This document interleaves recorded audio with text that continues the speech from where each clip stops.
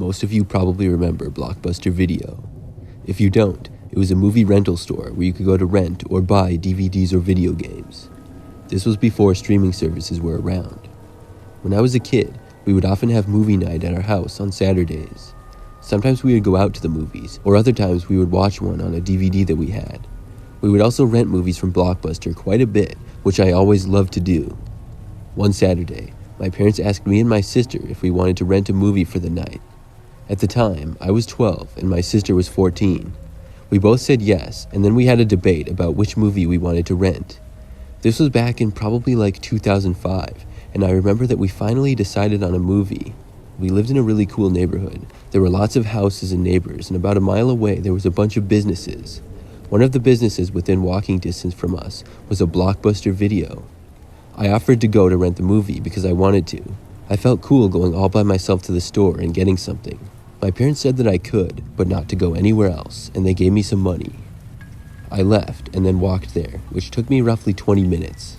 I walked through our neighborhood and then to a slightly busier street through a park, and then I was basically there.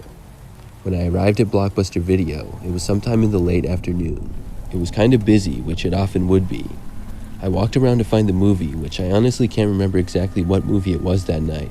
It took me a little bit to locate the movie, and I remember that I was walking around the store for a while. When I found the movie, I walked over to the counter to check out. They also used to have little candy and popcorn like at the movies, and my parents gave me enough money to get some candy as well. When I checked out, I got my items and then left the store to head home. I walked the same route back that I had taken there, and I remember that it was when I crossed over to enter the park, that's when I noticed there was a guy walking a ways behind me. I hadn't seen him directly, but like out of my side vision. I walked through the park, and then to the sidewalk, and he continued to follow me. When I had made it to our street, I turned around briefly and noticed that he was still there. Now I was kind of worried. He was still a ways behind me, probably like 50 feet back. I didn't recognize the guy at all, and all I could tell that he was on the heavier side, and I remember that he was wearing a cap. I had maybe 2 or 3 more minutes before I would reach our house, and I was just hoping that the guy wouldn't speed up and get closer to me. But as I went on, he did. Finally, I made it to our house. The guy was only about 20 feet behind me when I made it. I walked up the driveway, and he walked past the house, but I did notice he seemed to slow down and look at me as he did. I got inside quickly and felt really glad that I was safe at home now. Not too long after that, maybe 20 minutes or so, my mom asked me to go water her flowers out in the front yard, as she was busy helping my dad prepare dinner. I went outside into the front yard, and that's when I noticed the guy was there again. He was standing on the street, like right in front of our yard, but at the end. I saw him notice me, and I tried to just water the plants without paying too much attention to the guy. I started at the end of the yard farthest away from him, and slowly worked my way to the other end. The whole time I did, the guy just stayed there. I wanted him to leave, and I was hoping he would, but when I was finally at the end closest to him, I heard him start to walk, but he wasn't walking away. I realized he was walking into our front yard. I turned around to see him about 5 feet into the yard. Without wasting any time, I sprinted back around to the front yard and went back inside. I looked back out, and the guy was now gone. I was hoping that he would be gone for good now. I had no idea what that creep wanted. After I was back inside, I turned on the TV to wait for dinner to be ready. Maybe 10 minutes later or so, I glanced out the window again. The man was back.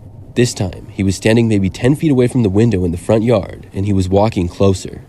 He saw me through the window, and I ran out to the kitchen where my parents were. I told them that there was a creepy guy in the front yard and that he had followed me home. They both walked into the living room, and the guy was actually still there. My dad ran outside after him. I heard him shouting at the guy, and we watched from the window as my dad ran all the way out into the street. The man just barely got away. We were all pretty confident, though, that he wouldn't come back, and thankfully, he didn't. I still can't believe the nerve that guy had to be such a creep. I thought originally that I was just being paranoid when he was seemingly following me home, but I was wrong.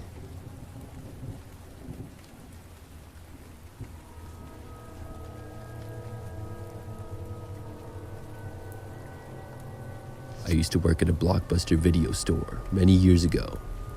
When I had the job, I was about 18 years old. My main job was working as a cashier, and typically there would be about 2 or 3 of us working at once. I liked all of my coworkers and was friends with most of them. One night, I was working with Lisa, who was my same age, and we had gone to the same high school. We closed at 8 p.m. on weeknights and 9 p.m. on Fridays and Saturdays. This was a weeknight, and it had been a pretty quiet day. For the last hour or so of our shift, we only got one customer. Both myself and Lisa were tired from the long day, and we were excited to go home. When it got to be 7:50 p.m., we decided to just close early. Now, we weren't really supposed to do this, and we were supposed to stay open until 8, which was our official hours, but we didn't think anybody else was going to come in. I went over and looked out into the small parking lot and made sure nobody else was there. It was just my car out there because Lisa had gotten a ride there and I was going to be giving her a ride home. I locked up the doors and then we waited until 7:55 to clock out and actually leave. We had already done the cleaning that we were supposed to do and made sure that everything was in order. The store wasn't all that big and it was pretty easy to maintain when there weren't too many customers. When it was 7:55, Lisa and I left the store and headed for my car. We got inside my car and drove through the parking lot to a larger connected parking lot. Then we would take the exit onto one of the main roads. But as soon as we got into the bigger parking lot, I noticed that another car was pulling into the Blockbuster lot. The car drove right up to the side of the building in front of the door and then stopped. I stopped the car because I was curious to see if the people were going to try to get inside. Maybe they were just going to return something, is what I figured. We watched the car stop, and then all of the passengers' doors opened and 3 men got out. They walked up to the front doors and seemingly tried to go inside. I felt kind of guilty because the time was only 9:57 now, and technically we were still supposed to be open, but we had left a little bit early. But at the same time, going to a store 3 minutes before they close is a bit risky as well. The men stood around the door for about 30 seconds or so. The car had driven a little ways up, and then the men turned to go back to the car. When they turned around is when I noticed that they were all wearing ski masks. We were kind of far away, and from the back, it looked like they were just wearing hats or sweatshirts with hoods. They all returned to the car, and then the car began to drive away immediately. Lisa and I couldn't believe what we had seen. Had those men been trying to get inside and rob the store? Why else would they go there with ski masks on? Suddenly, we were both really happy that we had closed early and left. Maybe we narrowly avoided a disaster. Of course, we didn't know for sure, but it seemed pretty likely. The next week, Lisa and I found ourselves working together on another weeknight. This night had been a little bit busier, and we were occupied pretty much right up until close. The thought of closing early hadn't even came into our minds. It was finally just before 8 p.m. and the time to get ready to close. We hadn't had any customers in maybe 10 minutes at that time. That's when I went to look out the front doors, and when I did, I noticed a car driving up, and I got a bad feeling for some reason. That's when I realized that it was the same car that we had seen the previous week. I scrambled to lock the doors as quickly as I could. The car casually drove into the parking lot and then up to the side of the building.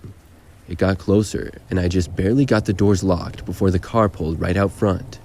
I jumped back and then hid behind a display before they would see me. I told Lisa that the same car was here from the previous week. She asked if we should call the police. We decided to wait and see if they had ski masks on again. Sure enough, they did. 3 men got out and walked right up to the front door. They tried opening it, but it was locked. I was hoping that they wouldn't be able to see me. Lisa ducked down behind the counter. I looked at my watch, and the time was 8:54. Then, one of the guys knocked on the front door.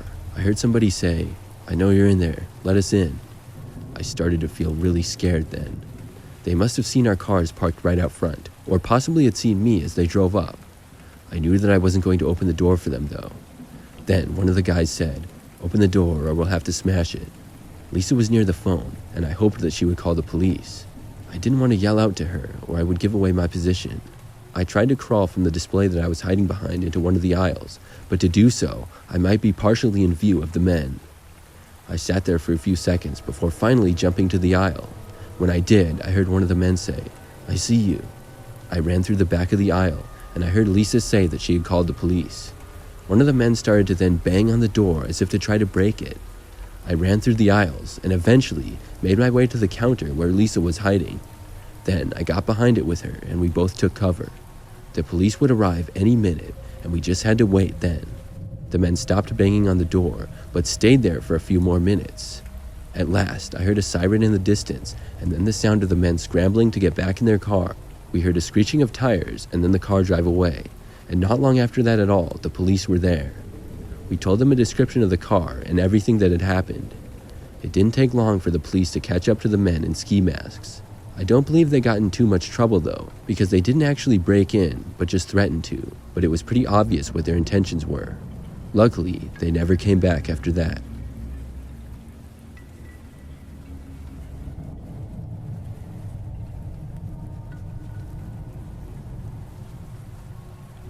This happened back when I was 10.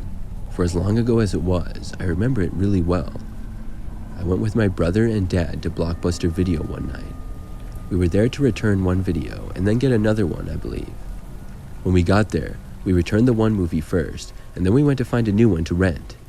The store was pretty busy and quite a few other people were there looking around. We walked through a few aisles and then stopped in one where there were a few different interesting movies. My brother and dad were interested in a couple of them, and I saw something that caught my eye a little ways away. It was across to another aisle, and I walked over there to look. I got kind of curious on my own and went down another aisle then. I planned on returning within like a minute to my dad and brother, but when I turned around, some guy was standing there and he said hi to me. I didn't know who the guy was, and I had never seen him before. I was wondering why he was saying hi to me, but I just said hi back to him to be nice. Then he started asking me a bunch of questions, like what movies I liked and if I found something good. He just seemed friendly at first, and I answered his first couple of questions, but then the guy didn't want to seem to leave me alone. Eventually, I got kind of annoyed and said that I needed to get back to my dad and brother. The guy then stopped talking to me and I walked away. A short time after that, I found my dad and brother again and we looked for a few more minutes. At one point, I saw the guy looking at me from across the store again. He seemed kind of weird. We found a movie and then checked out and left. I then forgot all about the weird guy. We drove home and we lived pretty close to the Blockbuster, and back then, there were Blockbusters at seemingly every corner. It took less than 5 minutes to get back home, and we weren't planning on watching the movie that we had gotten that night, but I think the next night. Anyways, I don't remember exactly what I did for the rest of the night, but I went to bed later. I think it was a Saturday the next day, so I didn't have school and I was staying up a little bit later. I finally got tired and went to bed. That's when I saw a man come into view of my bedroom window. The man was the same guy who had spoken to me at Blockbuster. He was right up against the window now, and he smiled at me in the creepiest way imaginable. Then, he held up his fist and knocked on my window. I jumped back and hid underneath my bed. That was the first thing that I could think to do. As I hid there, I heard the guy keep knocking. I'm not sure why, but I didn't want to move or say anything. This went on for I don't even know how long, maybe like 2 or 3 minutes. That's when I heard my brother coming from down the hallway. His bedroom was across from mine, and he then opened my door and asked what the knocking noise was. That's when he saw the guy at my window and me hiding under my bed. My brother yelled something like, "Who is that?" That's when I was finally able to get out from under my bed and look again. I looked just in time to see the guy now moving away from the window and leaving. My brother then ran to the window to look out of it. I followed him because I wasn't as scared anymore. We both saw the guy run off down the street. Then we went to wake up our parents, who got up and went outside, but the guy never came back. I never did see him again, which I'm happy about.